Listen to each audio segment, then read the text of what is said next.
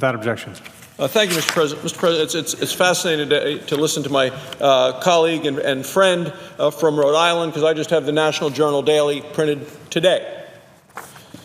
Back-to-back pages talking about the terror, the horror in Paris, and obviously the thoughts and the heartfelt condolences of the people of this country continue to go out to our friends in France who have stood by us, and we will stand by them. The one page talks about how President Obama has continued to underestimate ISIS. They go back, this is in today's paper, quoting President Obama saying, the analogy we use around here sometimes, and I think is accurate, he says, is if a JV team puts on a Lakers uniform, doesn't make them Kobe Bryant.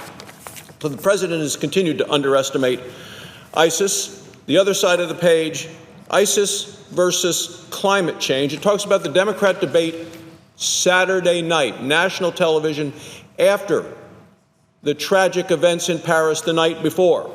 The moderator asks one of the leading Democrats running for president, running second in the polls now, if that candidate has a chance to back off on his claims that climate change is the greatest security threat facing the country. That candidate says, in fact, climate change is directly related to the growth of terrorism. That's the position I just heard from the senator from Rhode Island. It's a position we hear from a leading candidate for president on the Democrat side of the aisle. I would wonder how many Americans believe that, who, if they heard that statement, believe that that's true. And that's why I come to the floor today, Mr. President, to talk about President Obama's plans, his plans to tear down the American energy reliability, American energy stability, things that are important for our national security, because he wants to remake energy into a form that he prefers. The president has a strategy to do it. He's made it clear. He said that when he was running for president in 2008. He bragged that his plan, he said, if it went through, that electricity rates would necessarily skyrocket. And ever since then, President Obama has been pushing to make that happen, even though he couldn't get it passed. When he tried to get part of his plan through Congress, even the Democrats rejected it. They knew the American people didn't want it, and that the American economy couldn't afford it. Did President Obama listen to the American people? Absolutely not. Did he accept the overwhelming judgment of Congress, a bipartisan approach, that his extreme attacks on American energy were a bad idea? No, he didn't listen to that either. The president is much more interested in the opinion of far left extreme environmentalists than he is in the opinion of hardworking Americans. He has done everything that he can to give his plans the effect of law without asking Congress to actually pass them as laws. He's had his Environmental Protection Agency draw up regulations that would shut down American energy producers and damage our own economy. That's what the president's own Energy Information Administration has said.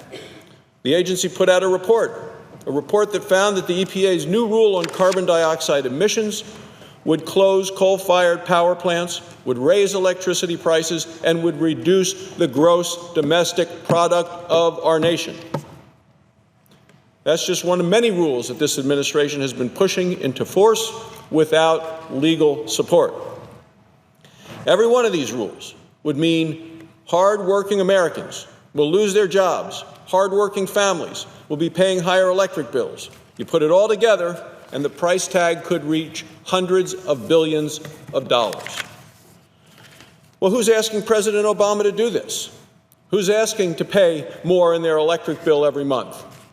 People don't want it, and the president doesn't have the authority to do it. That's why he's not asking Congress to weigh in on his plans. That's why he's pushing these rules by unelected, unaccountable bureaucrats instead of going to the people and their representatives.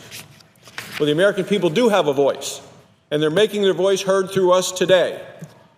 We're here talking about two rules in particular.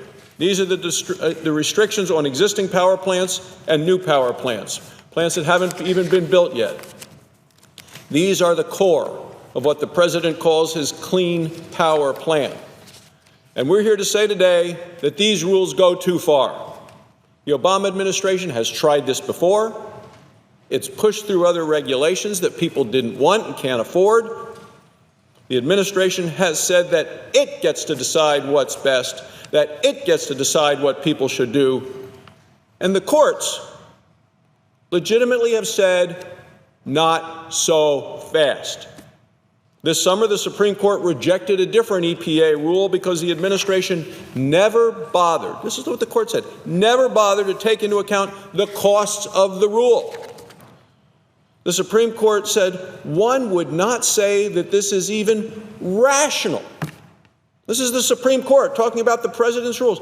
Isn't even rational, never mind appropriate, to impose billions of dollars of economic costs in return for a few dollars in health and environmental benefits. 2 courts have blocked the EPA's rules on waters of the United States. One of the courts said that the rule was likely to the result of a process that is inexplicably arbitrary and devoid of reasoned process. Well, all of these rules are suffering from the same kind of problems. The Obama administration once again acting far beyond its own authority and far beyond anything that is rational or appropriate for our nation. Same day that President Obama put out the new rule on his so-called Clean Power Plan, 26 states filed lawsuits in federal court to stop the disastrous rule. 23 states sued to block the rule on new power plants. 27 states have sued to block the rule on existing power plants. Now, I believe these states are going to win in court because the rules are so extreme and this administration is so out of control.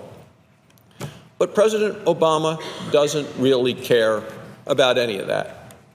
He thinks that he still wins even when he loses in court. He thinks that if he can drag it out long enough, businesses will have to spend the money and comply anyway. That's actually what the president's EPA chief said before the last regulation got rejected by the Supreme Court.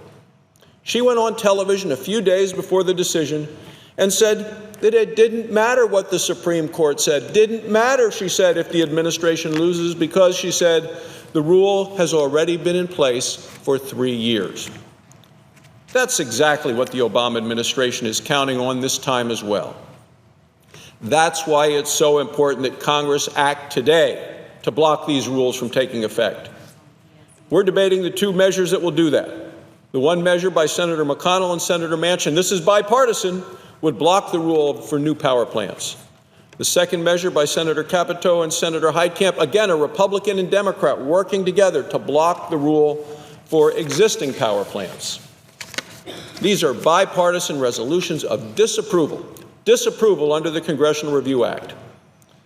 They're our chance for Congress to stand up for the people that we represent.